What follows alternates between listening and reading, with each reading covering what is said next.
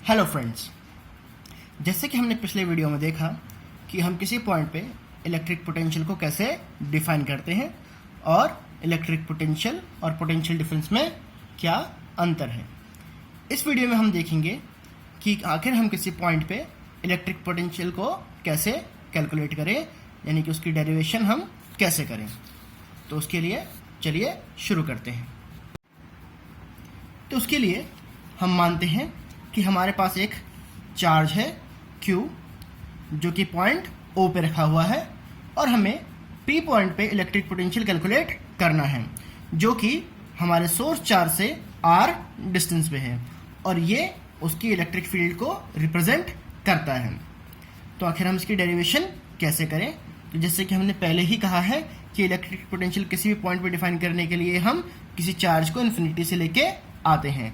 तो हम अज्यूम करते हैं कि हमारे पास एक कोई टेस्ट चार्ज है Q नॉट जो कि इनफाइनाइट डिस्टेंस पे रखा हुआ है और हम क्या चाहते हैं, हम इस चार्ज को इस पॉइंट पे लेके आएंगे।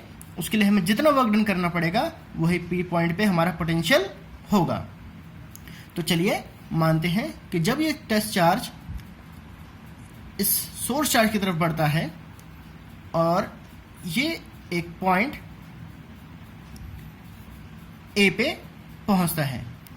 ये पॉइंट A हमारे सोर्स चार्ज से कितना डिस्टेंस पे है? x डिस्टेंस पे रखा है। तो जब ये हमारा टेस्ट चार्ज पॉइंट A पे पहुंचता है तो ये जो हमारा चार्ज है, सोर्स चार्ज, इस पे एक फोर्स अप्लाई करेगा और वो फोर्स होगा इलेक्ट्रोस्टैटिक फोर्स। तो पॉइंट A पे जो हमारा टेस्ट चार्ज है कितना फोर्स एक्सपीरियंस करेगा? तो force on test charge at point A जो कि कूलम्ब्स लॉ के हिसाब से कितना होना चाहिए? K Q not by x square. इसको हमने इक्वेशन नंबर 1 मान लिया।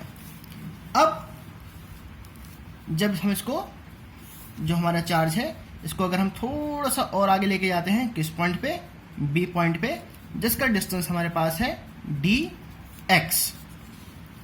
तो जब हम इसको A से B पॉइंट पे यानी कि dx डिस्टेंस पे लेके जाते हैं तो हमें कुछ ना कुछ वर्क डन करना पड़ेगा और वो वर्क डन हमारा कितना होगा? क्योंकि बहुत थोड़ा सा वर्क डन है इसलिए हम इसको dw से रिप्रेजेंट करेंगे और वर्क डन हमारे पास होगा F dx cos 180 डिग्री। ऐसा क्यों? क्योंकि अगर हम देखें तो जो फोर्स की डायरेक्शन है वो बाहर की तरफ है, जबकि चार्ज हमारा जो है A से B इस तरफ को आया है। तो जो हमारा फोर्स और डिस्प्लेसमेंट है दोनों अपोजिट डायरेक्शन में है, इसलिए उनके बीच में जो होने वाला एंगल होगा वो 180 डिग्री का होगा।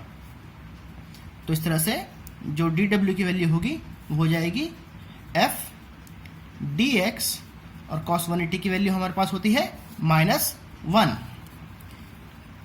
तो जो हमारा वर्क डन हुआ A से B पॉइंट पर जाने के लिए वो हुआ -F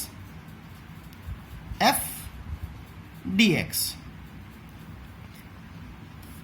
मैं इसको फिर से लिख देता हूं, ये हो गया -F dx। तो ये तो हुआ A से लेके B तक। अब पूरा वर्क डन निकालने के लिए हमें इंटीग्रेशन की जरूरत पड़ेगी। तो इन तरह के केसों में इंटीग्रेशन बहुत इंपॉर्टेंट और हमारे लिए हो जाता है, काफ़ी हेल्पफुल भी है। तो जो total work done to move the charge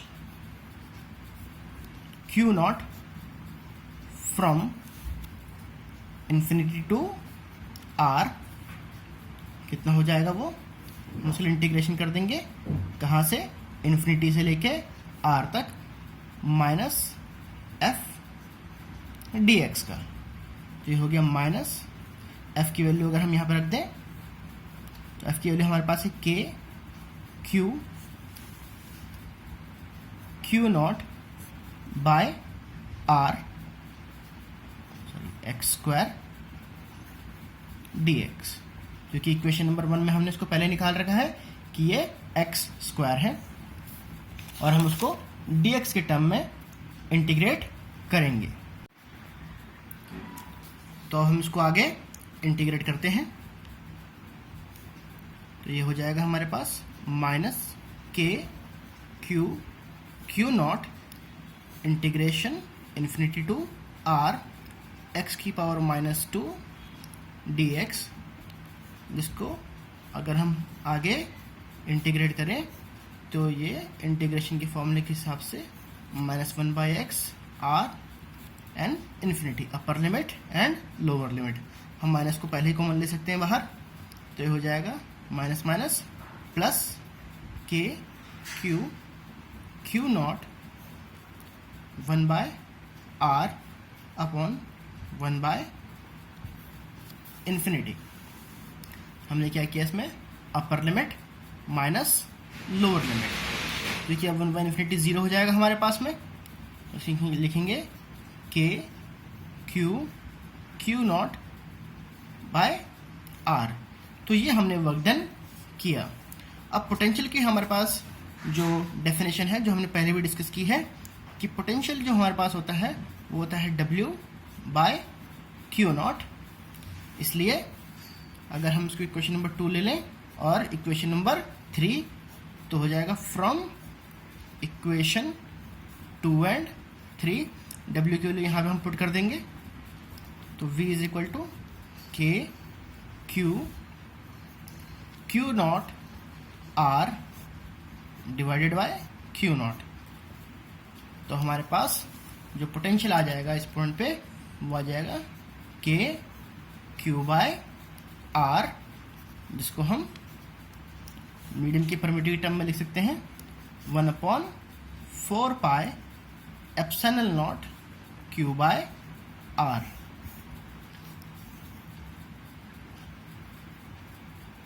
thank you.